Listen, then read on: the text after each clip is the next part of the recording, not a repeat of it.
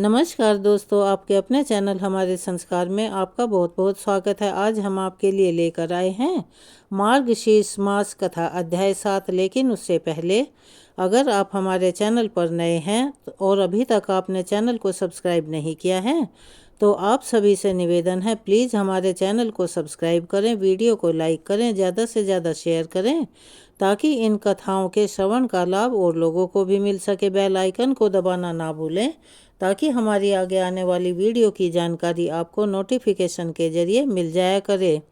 Comments box में जय श्री कृष्ण हर हर महादेव लिखना ना भूलें। अपना सहयोग हमें ऐसे ही प्रदान करते रहें। आपका ये छोटा सा प्रयास हमारे लिए काफ़ी मददगार साबित होता है।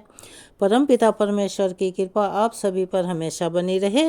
मार्गशीर्ष के महीने में लक्ष्मी पूजन का अति महत्व होता है और विशेष शुभ फलदायी होता है। इसीलिए आज हम कथा का वृतांत सुनाने से पहले आपको एक लक्ष्मी माँ की अति रोचक और मनोहारी कथा सुनाने जा रहे हैं। एक बार की बात है, श्री लक्ष्मी नारायण और माता लक्ष्मी ने अपने भक्तों की भक्ति देखने के लिए और उनकी परीक्षा लेने के लिए धरती लोक पर आने का निश्चय किया। बस फिर क्या था, भगवान लक्ष्मी नारायण ने तो एक वृद्ध पुरुष का रूप धारण कर लिया और माता लक्ष्मी ने एक अत्यंत ही दीनहीन वृद्धा का स्त्री का रूप धारण किया और भगवान लक्ष्मी नारायण और माता लक्ष्मी इसी रूप में धरती लोक पर आ गए। किसी नगर में एक धनी सेठ के द्वार पर जाकर वे उसका दरवाज़ा खटखटाने लगे। दरवाज़ा खोलकर सेठ ने देखा कि उसके द्वार पर कीचड़ मिट्टी से सने हुए दो अति वृद्ध स्त्री और पुरुष खड़े हुए हैं। तो वह क्रोध करके उन पर चिल्लाता हुआ बोला, अरे कीचड़ मिट्टी से सने पांवों से तुम मेरे सारे आंगन में मिट्टी फैला दी, चलो जाओ यहाँ से भागो। तब वे दोनों हाथ जोड़कर सेठ जी से कहने लगे, सेठ जी इतनी रात हो चुकी है, भला हम दोनों कहाँ जाएं। वृद्धा जो कि माता लक्ष्मी थी सेठ जी से गिड़गिड़ा कर बोली कि सेठ जी ठंड के मारे हमारी जान निकली जा रही है, आप कृपया करके रात भर ठहरने के लिए थोड़ी सी जगह दे दो। लेकिन सेठ जी ने उनकी एक बात नहीं सुनी और अपना दरवाज़ा बंद कर लिया। उन दोनों को प्रकाश में सेठ जी के महल के पास ही एक टूटा फूटा सा घर दिखाई दिया।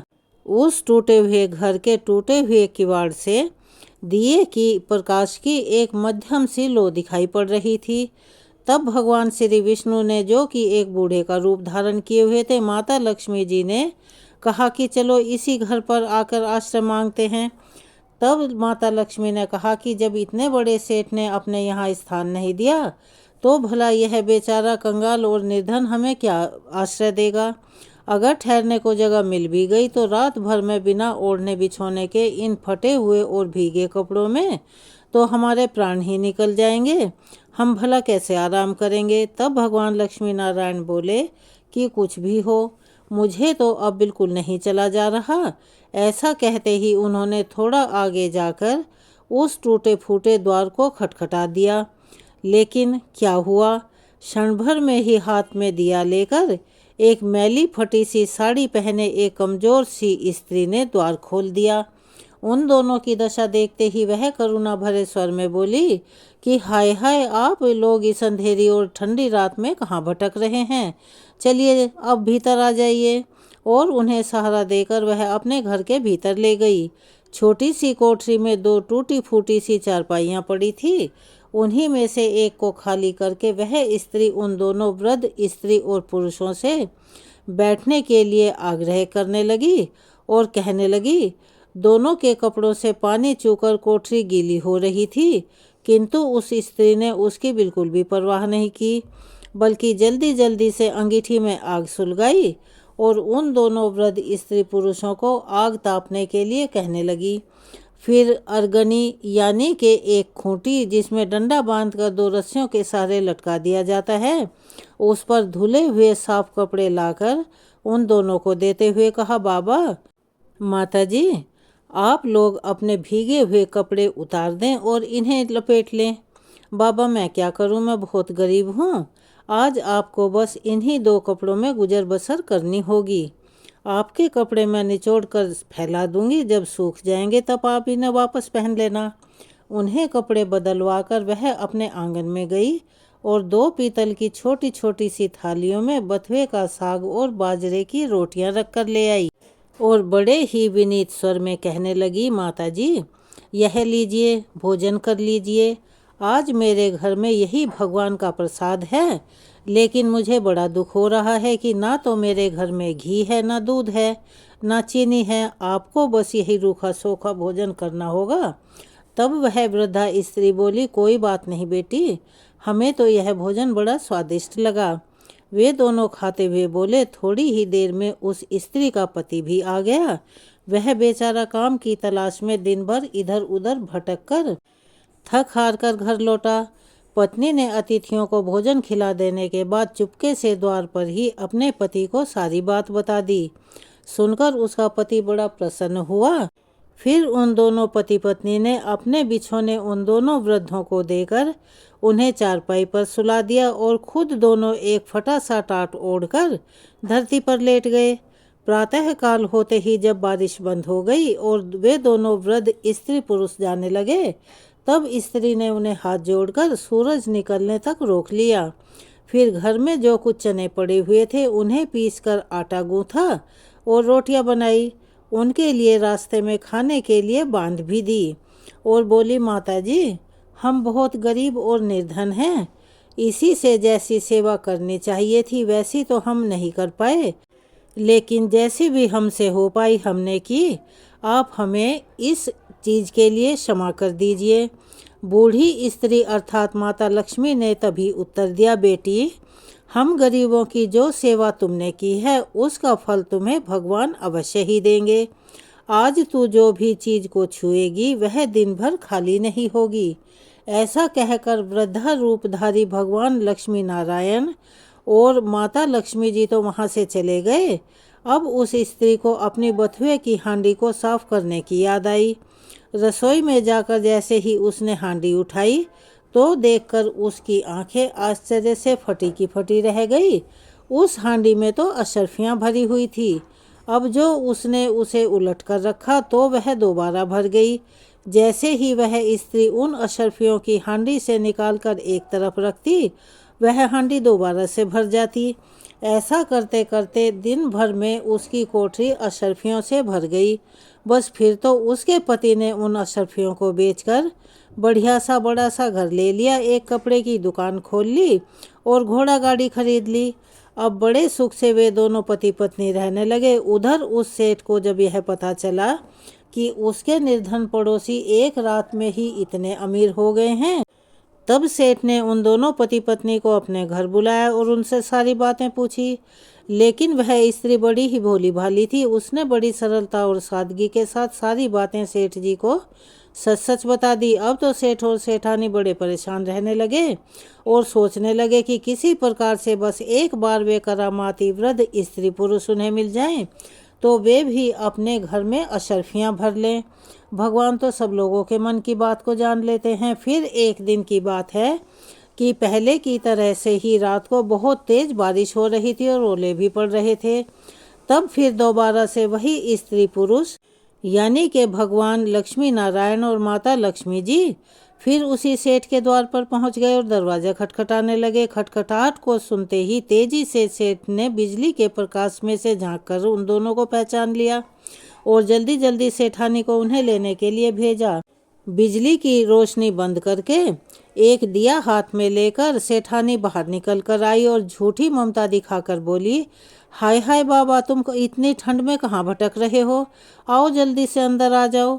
फिर घर में जो सबसे टूटी फूटी चारपाई थी उस पर उन्हें बिठा दिया। घर में इतने सारे गर्म कपड़े होते हुए भी वह उनके लिए जानबूझकर 2 फटे पुराने कपड़े लेकर आई और बोली, बाबा, घर में इस समय बस यही हैं। फिर उनसे बिना पूछे ही घर की सबसे घिसी हुई और पुरानी टूटी हुई थालियां लेकर आई और उसमें बथुए का साग और बाजरे की रोटी भी रख कर ले आई। उनके ओढ़ने के लिए 2 फटे हुए कंबल भी कहीं से मांग कर ले दिए। फिर सेठ सेठानी भी उसी कमरे में गद्दे बिछाकर धरती पर लेट गए। सुबह अंधेरे में ही जब वे दोनों वृद्ध स्त्री पुरुष वहां से जाने लगे तो सेठानी ने चने पीसकर रोटी बनाई और उनके लिए बांध दी और बोली, माता, हम बड़े दरिद्र हैं, आपकी बिल्कुल भी सेवा नहीं कर पाए और आप इस चीज़ के लिए हमें क्षमा कर दीजिए। तब वृद्ध रूपधारी माता लक्ष्मी जी ने कहा, बेटी, जैसी सेवा तूने की उसका फल तुझे भगवान अवश्य देगा। आज तू जिस भी काम को अपने हाथ में लेगी वह दिन भर खत्म नहीं होगा। उन लोगों के जाते ही सेठ सेठानी में झगड़ा हो गया। सेठ चाहता था कि बथुए की हांडी मैं खोलूं और सेठानी चाहती थी कि मैं खोलूं।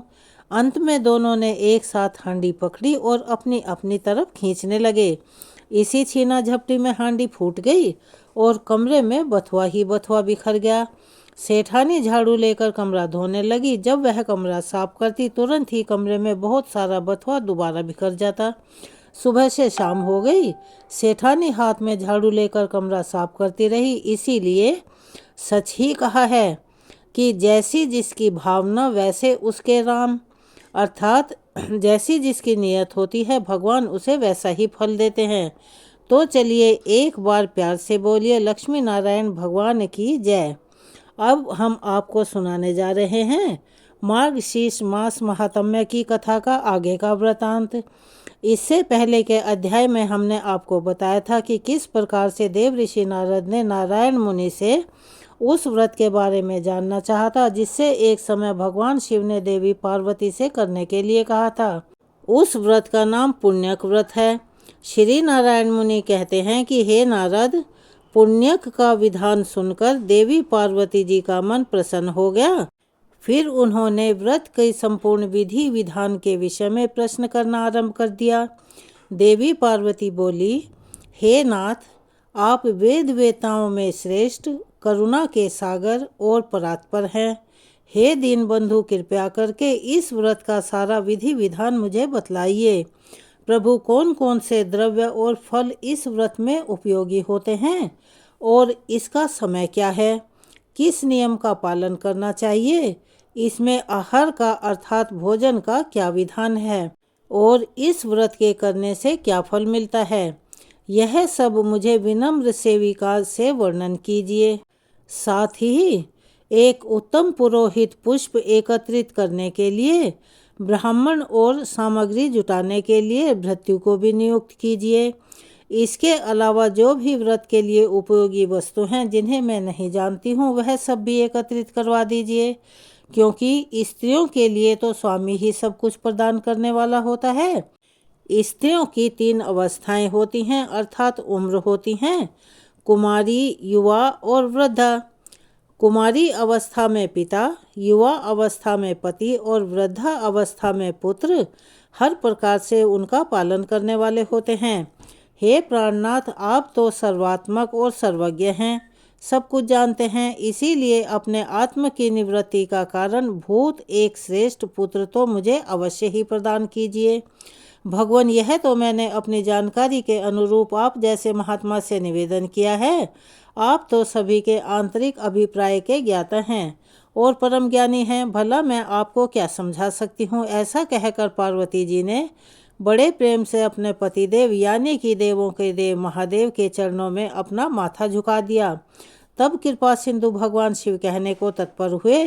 भगवान कहने लगे कि हे देवी, मैं इस व्रत की विधि, नियम, फल और व्रत में उपयोगी द्रव्यों और फलों का वर्णन करता हूँ। ध्यान से सुनो। इस व्रत के लिए मैं फल पुष्प लाने के लिए 100 शुद्ध ब्राह्मणों को, सामग्री जुटाने के लिए 100 व्रतियों को और बहुसंख्यक दासियों को और पुरोहित के स्थान पर सनत कुमार जी को, जो संपूर्ण व्रतों की विधि के ज्ञाता, वेद वेदांगों के पारंगत विद्वान, हरि भक्तों में सबसे श्रेष्ठ, सब कुछ जानने वाले उत्तम ज्ञानी मेरे ही समान हैं, उनकी नियुक्ति करता हूँ। तुम इन सभी को ग्रहण करो। हे देवी, शुद्ध समय आने पर परम नियम व्रत और अनुष्ठान करना चाहिए। प्रिय माघ मास की शुक्ल त्रयोदशी के दिन इस व्रत का शुभारंभ होता है। उत्तम व्रती को चाहिए कि व्रत के आरंभ से पहले दिन में उपवास करें और शरीर को अत्यंत ही निर्मल करके यत्न पूर्वक वस्त्रों को धोकर स्वच्छ कर लें। दूसरे दिन सुबह सवेरे जल्दी उठ जाएं और मुख को शुद्ध करके फिर निर्मल जल में स्नान करें। फिर हरि का ध्यान करके आचमन करें और पवित्र हो जाएं। फिर भक्ति सहित श्री हरि को अर्घ देकर जल्दी ही अपने घर लौट आएं। वहां पर धुली हुई धोती और चादर धारण करके पवित्र आसन पर बैठें। फिर आचमन और तिलक करके अपना नित्य कर्म समाप्त करें। सबसे पहले प्रयत्न पूर्वक किसी उत्तम पुरोहित का वरण करके अर्थात किसी ब्राह्मण को बुलाकर स्वस्ति वाचन पूर्वक कलश की स्थापना करें। फिर वेद विहित संकल्प करके इस व्रत का अनुष्ठान करें। जैसा कि हम आपको हमेशा बताते हैं कि अगर आप कोई व्रत करते हैं, पहली बार कोई व्रत करना चाहते हैं, तो उसका संकल्प अवश्य ही करना चाहिए। भगवान शिव कहते हैं कि इन सब के बाद सौंदर्य, नेत्र दीप्ति, विविध अंगों के सौंदर्य, पति, सौभाग्य आदि के लिए तरह तरह की वस्तुओं के संख्या सहित समर्पण करने की बात कहकर फिर से बोले कि देवी, पुत्र प्राप्ति के लिए कुष्मांड, नारियल, जंबीर और श्रीफल, इन फलों को श्री हरि को समर्पित करना चाहिए। व्रत करने वाले भक्तों को चाहिए कि व्रत के दिन संपत्ति की वृद्धि करने के लिए झांझ, मंजीरा आदि तरह तरह के वाद्य बजाकर श्री हरि को सुनाएं। फिर स्वामी की भोग वृद्धि के लिए भक्ति पूर्वक श्री हरि को मनोहर खीर और शक्कर युक्त घी और पूड़ी का भोग प्रदान करें। हरि भक्ति की विशेष उन्नति के लिए अपनी इच्छा से सुगंधित फूलों की 1,00,000 माला जो कि टूटी हुई ना हो, भक्ति पूर्वक श्री हरि को अर्पित करनी चाहिए। हे दुर्गे, श्री कृष्ण की प्रसन्नता प्राप्ति के लिए नाना प्रकार के स्वादिष्ट और मधुर नैवेद्य का भोग लगाना चाहिए। हे सुव्रते, इस व्रत में श्री कृष्ण को प्रसन्न करने के लिए भक्ति सहित तुलसी दल से संयुक्त तरह तरह के फूल निवेदित करने चाहिए। और व्रत रखने वाले को चाहिए कि वह व्रत काल में जन्म जन्मांतर में अपने धन धान्य की समृद्धि के लिए हर दिन 1 सहस्त्र ब्राह्मणों को भोजन करवाए। देवी प्रतिदिन पूजन काल में फूलों से भरी हुई 100 अंजुलियां समर्पित करे और अपने मन में श्री हरि की भक्ति बढ़ाने के लिए 100 बार प्रणाम करे। सुव्रत, व्रत काल में 6 महीने तक हविष्यान, 5 महीने तक फलाहार और 1 पक्ष तक हविष्य का भोजन करें। फिर 1 पक्ष तक केवल जल पीकर रहना चाहिए। अग्निदेव के लिए 100 अखंड रत्न दीपों का दान करना चाहिए। रात में कुशा के आसन को बिछाकर उसके ऊपर बैठकर जागरण करें। देवी, इस प्रकार व्रत को भली भांति पूर्ण होने पर फिर उद्यापन करें। उस समय 360 पात्र जो कि वस्त्रों से ढके हुए हों और भोजन के पदार्थों, यज्ञोपवीत और मनोहर उपहारों से सजे हुए हों, उन्हें दान करना चाहिए। 360 ब्राह्मणों को भोजन और 360 तिल की आहुतियाँ देने का विधान बताया गया है। फिर व्रत समाप्त हो जाने पर विधि पूर्वक 360 स्वर्ण मुद्राओं की दक्षिणा देनी चाहिए। इसके अलावा व्रत की समाप्ति के दिन दूसरी दक्षिणा भी हम बताएंगे। देवी, इस व्रत का फल यही है कि श्री हरि में भक्ति दृढ़ हो जाती है। जो हरि के समान तीनों भवनों में विख्यात पुत्र उत्पन्न होता है और सौंदर्य, पति, सौभाग्य, ऐश्वर्य और अतुल धन धान्य की प्राप्ति होती है। हे महेश्वरी, यह व्रत प्रत्येक जन्म में समस्त मनोवांछित सिद्धियों का बीज है, जिसका मैंने इस प्रकार वर्णन किया है। इसीलिए हे देवी, तुम भी इस व्रत का अनुष्ठान करो, साध्वी तुम्हें पुत्र अवश्य उत्पन्न होगा। ऐसा कहकर शिवजी मौन हो गए। श्री नारायण जी कहते हैं कि हे नारद, इस प्रकार व्रत के विधान को सुनकर देवी का मन प्रसन्नता से खिल उठा। फिर उन्होंने अपने स्वामी शिवजी से दिव्य और शुभकारिणी व्रत कथा के विषय में जिज्ञासा प्रकट की। श्री पार्वती जी ने पूछा कि हे नाथ, यह व्रत और इसका फल तो और इसका विधान तो बड़ा ही अद्भुत है। भला किसने इस व्रत को बनाया है और इस श्रेष्ठ कथा का भी वर्णन कीजिए। तब श्री महादेव जी बोले कि मनु की पत्नी शत्रुपा, जो पुत्र के दुख से दुखी थी, ब्रह्मलोक में आकर ब्रह्मा जी से बोली। शत्रुपा ने कहा, हे ब्राह्मण, आप तो जगत का पालन पोषण करने वाले सृष्टि के कारणों के भी कारण हैं। इसीलिए आप मुझे बतलाने की कृपा करें कि किस उपाय से बांझ स्त्री को पुत्र प्राप्त हो सकता है। क्योंकि हे ब्राह्मण, उसका जन्म, ऐश्वर्य, धन सब निष्फल ही होता है। पुत्रवान के घर में पुत्र के बिना अन्य किसी वस्तु की शोभा नहीं होती। तपस्या और दान से उत्पन्न हुआ पुण्य जन्म जन्मांतर में सुखदायक होता है, परंतु पुत्र पिता को अर्थात इसी जन्म में सुख, मोक्ष और हर्ष प्रदान करता है। निश्चय ही पुत्र नामक नरक से रक्षा करने का कारण भी होता है। हे ब्राह्मण, आप पुत्र ताप से संतप्त मुझ अबला को पुत्र प्राप्ति का उपाय बतला दीजिए, तभी कल्याण है, अन्यथा मैं पति के साथ ही वन में चली जाऊंगी। आप प्रजा को धारण करने वाली पृथ्वी, धन, ऐश्वर्य और राज आदि ग्रहण कीजिए, क्योंकि हे तात, हम दोनों पुत्रहीन को पुत्र के बिना इन सब से कोई मतलब नहीं है। साक्षात ब्रह्मा जी से ऐसा कहकर शत्रुपा फूट फूट कर रोने लगी। तब उसकी ओर देखकर कृपालु ब्रह्मा जी ने कहा कि जो समस्त ऐश्वर्य आदि का कारण रूप, सभी मनोरथों को देने वाला और शुभ कारक है, उस सुखदायक पुत्र प्राप्ति के उपाय का वर्णन करता हूँ। ध्यान से सुनो।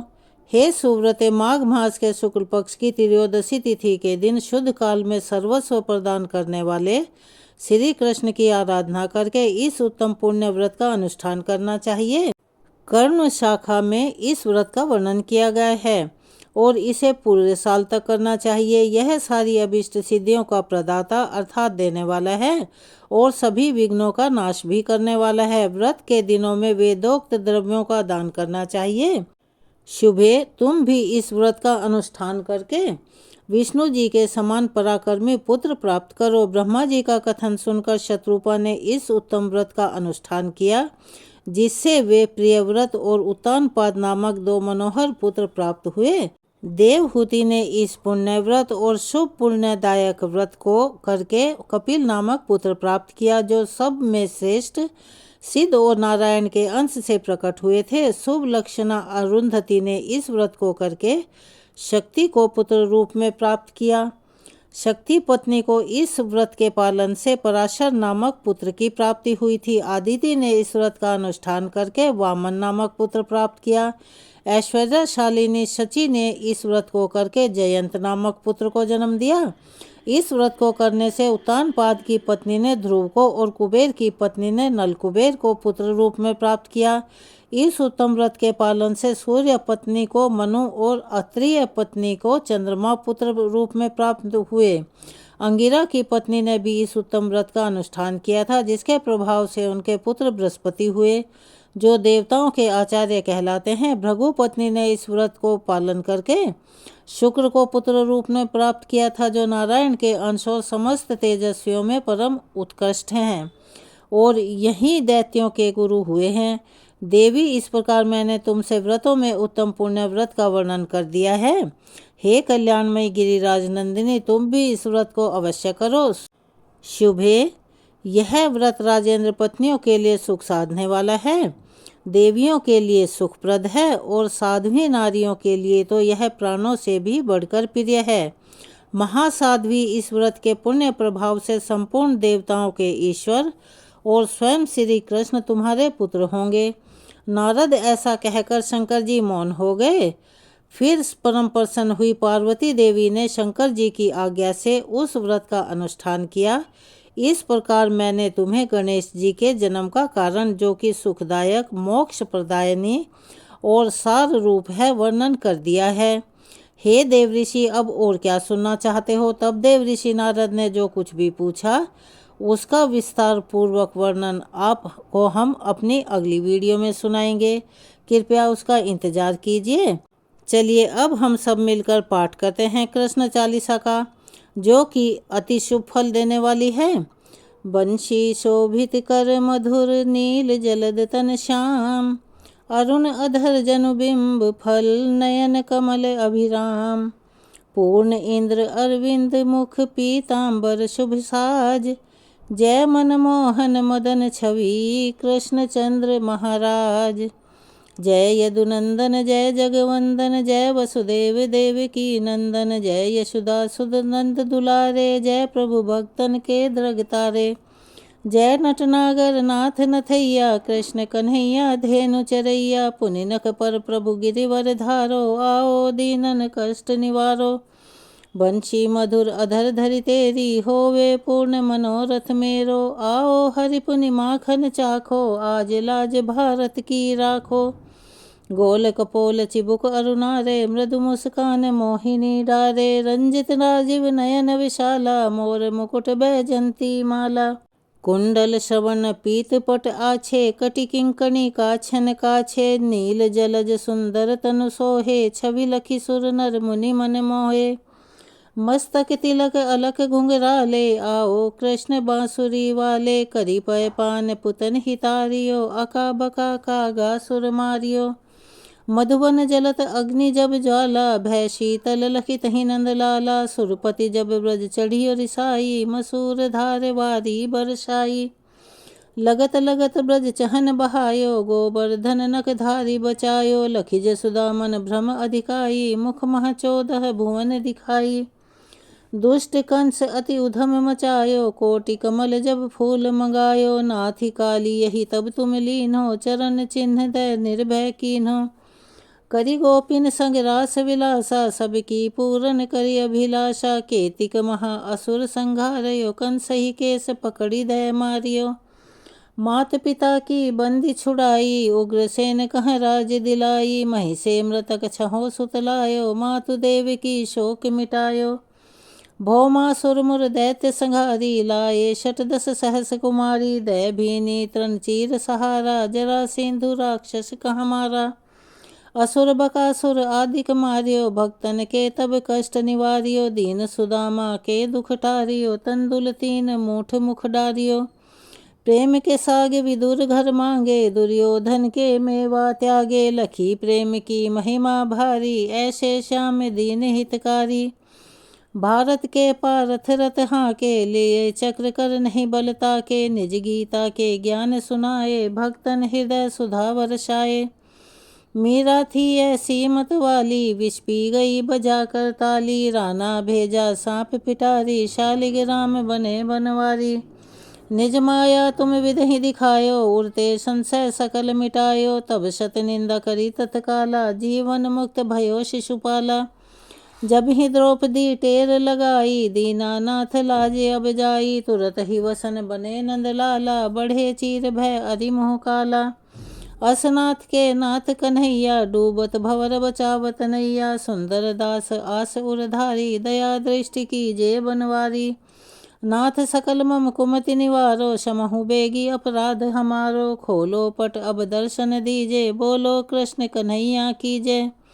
यह चालीसा कृष्ण का पाठ करे उरधारी, अष्ट सिद्धि नवनिधि फल लहे पदारथ चारी। बोल श्री कृष्ण भगवान की जय। श्री कृष्ण चालीसा यहाँ पर संपूर्ण होती है। अगर आप हमारे चैनल पर नए हैं और अभी तक आपने चैनल को सब्सक्राइब नहीं किया है, तो आप सभी से निवेदन है, प्लीज़ हमारे चैनल को सब्सक्राइब करें, वीडियो को लाइक करें, ज़्यादा से ज़्यादा शेयर करें, बेल आइकन को दबाना ना भूलें। आपका ये छोटा सा प्रयास हमारे लिए काफ़ी मददगार साबित होता है, इसीलिए प्लीज़ अपना सहयोग और प्यार हमें ऐसे ही प्रदान करते रहें। कमेंट्स बॉक्स में जय श्री कृष्णा हर हर महादेव लिखना ना भूलें। धन्यवाद।